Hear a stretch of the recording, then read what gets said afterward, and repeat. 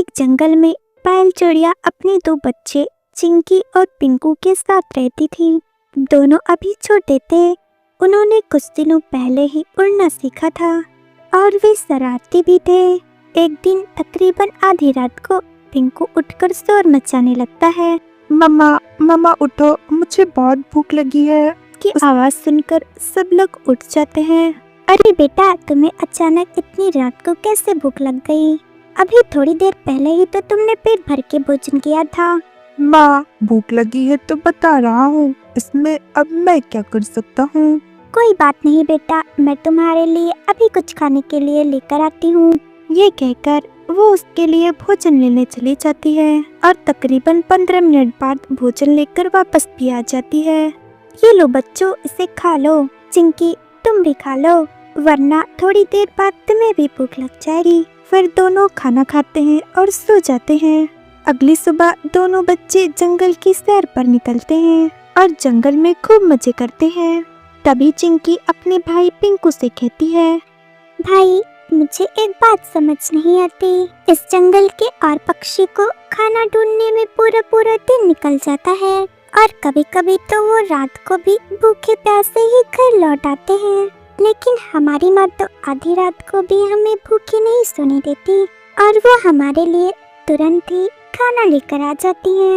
चिंकी, ये तो तुम सही कह रही हो। माँ हमारे लिए इतनी जल्दी से भोजन कहाँ से लाती है? वो दोनों बातें कर ही रहे थे, तभी उसकी माँ वहाँ आ जाती है। अरे बच्चों, तुम यहाँ हो, मैं तुम्हें कब से ढूंढ रही हूँ। चलो अब घर चलो, बहुत मस्ती हो गई। फिर पायल उन्हें अपने साथ घर ले आती है। यही सिलसिला कुछ दिन तक चलता रहता है। चिंकी और पिंकी जब भी अपनी माँ से कुछ खाने को बोलते थे, उनकी माँ उन्हें वो सब ला कर देती थी। पर ये बात चिंकी और पिंकू को समझ नहीं आ रही थी कि माँ इतनी जल्दी उनके लिए भोजन कहाँ से लेकर आती है। और एक दिन दोनों बच्चों ने फैसला किया कि वो अपनी माँ का पीछा करेंगे और वो अपनी माँ के पीछे निकल पड़ते हैं।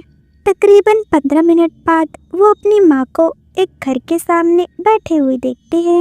ए मेरे जादुई घर, मुझे जल्दी से कुछ खाने को दे दो, मेरे बच्चे भूखे हैं। पायल के ऐसा कहते ही वहाँ पर कुछ फल प्रकट हो जाते हैं और तभी वहाँ चिंकी और पिंकू भी पहुँच जाते हैं। माँ, ये क्या? ये तो एक जादुई घर है। बच्चों, तुम यहाँ क्या कर रहे हो? माँ, हम आपका पीछा करते हुए यहाँ पहुँचे हैं। अब आप बताएं, आपके पास ये जादुई घर है तो अभी तक आपने इसके बारे में हमें क्यों नहीं बताया? बेटा, ये जादुई घर मुझे नीली परी ने दिया था, जिससे कि मुझे कभी खाने पीने की परेशानी न हो। माँ, क्या सच में परियां होती है? हाँ बेटा, हमारे पास इतना अच्छा घर है तो हम इस घर में क्यों नहीं रहते? बेटा, जब तुम बड़े हो जाओगे और इसमें रहने योग्य हो जाओगे तो मैं तुमको इसमें रहने के लिए ले आऊंगी।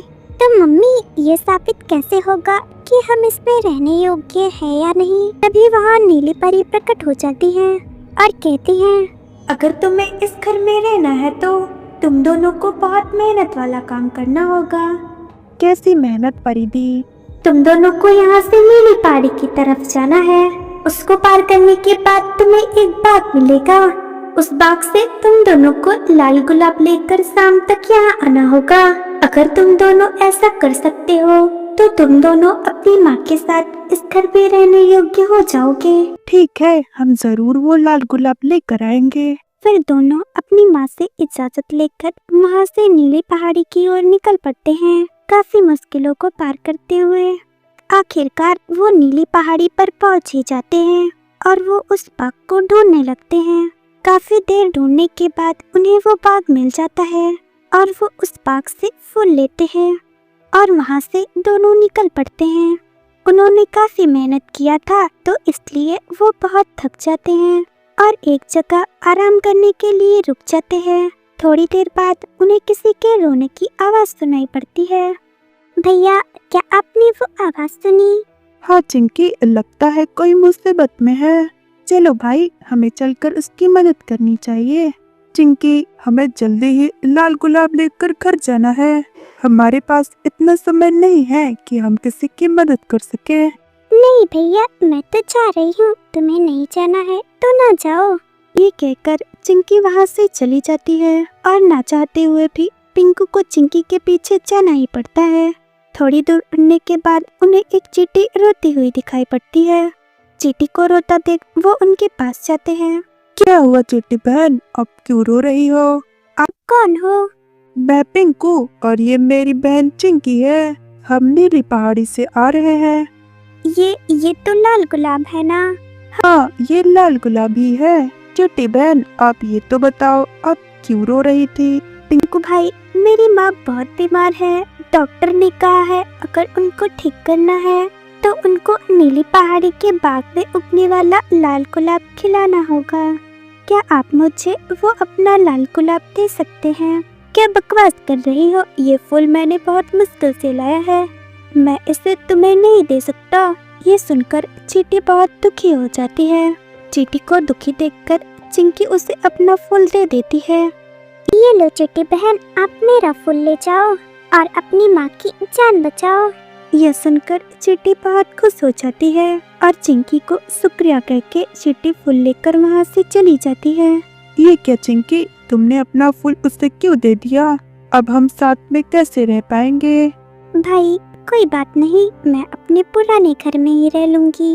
और वैसे भी चींटी को उस फूल की जरूरत मुझसे ज्यादा थी। चलो अब हम घर चलते हैं। फिर दोनों वापस अपनी माँ के पास आ जाते हैं। माँ, ये देखो मैं लाल गुलाब लेकर आया हूँ। शाबाश बेटा, तुमने सच में कर दिखाया। चिंकी बेटा, तुम्हारा फूल कहाँ है? माँ, मैं फूल नहीं ला पाई। फिर चिंकी अपनी माँ को सब कुछ बता देती है। तभी वहाँ परी आ जाती है और पिंकू से कहती है, पिंकू, तुम्हारी माँ हमेशा दूसरों की मदद करती थी। कई जानवरों की मुसीबत में भी बहुत सहायता की है, जिससे खुश होकर मैंने इस घर को तुम्हारी माँ को इनाम में दिया था। तुम दोनों को ये फूल लाने के लिए भेजना सिर्फ तुम्हारे इम्तिहान का एक हिस्सा था। पिंकू, वो चिट्ठी कोई और नहीं बल्कि मैं ही थी। चिंकी ने अपने स्वार्थ की परवाह किए बिना उस फूल को मुझे दे दिया। ये देखकर मुझे बहुत खुशी हुई, लेकिन तुम मेरे इम्तिहान में फेल हो गए हो क्योंकि तुमने सिर्फ अपने स्वार्थ के बारे में सोचा। तो अब तुम ही बताओ, क्या तुम इस घर में रहने योग्य हुए? ये सुनकर पिंकू को अपने स्वार्थी होने पर बहुत पछतावा होता है। आपने सही कहा नीली परी, मैं इस घर में रहने लायक नहीं हूँ, पर अब मैं ये गलती कभी नहीं करूँगा। मैं भी अपनी माँ की तरह सबकी भलाई के लिए जीऊँगा। अब पिंकू अपना सबक सीख चुका था। दोस्तों, जब हम बिना स्वार्थ के किसी की मदद करते हैं तब हम सिर्फ केवल एक रिश्ता नहीं निभा रहे होते हैं, बल्कि इंसानियत की सबसे बड़ी मिसाल पेश कर रहे होते हैं। स्वार्थ से परे जाकर किसी के दुख में उसका साथ देना और उसकी मुश्किलों में उसका सहारा बनना, यही एक सच्चे इंसान की पहचान होती है। अगर हर इंसान ये सोच ले कि उसे किसी की मदद करनी है बिना बदले की उम्मीद के, तो हमारे समाज से अकेलापन, दर्द और निराशा खुद ब खुद खत्म हो जाएगा। तो चलिए हम एक ऐसा समाज बनाए जहाँ मदद करना एक आदत हो जाए, क्योंकि यही हमारे संस्कार है और यही हमारी पहचान है। ऐसी ही स्टोरी देखने के लिए हमारे चैनल को लाइक और सब्सक्राइब करें और हमारी छोटी सी फैमिली का हिस्सा बने। मिलते हैं एक नई स्टोरी के साथ।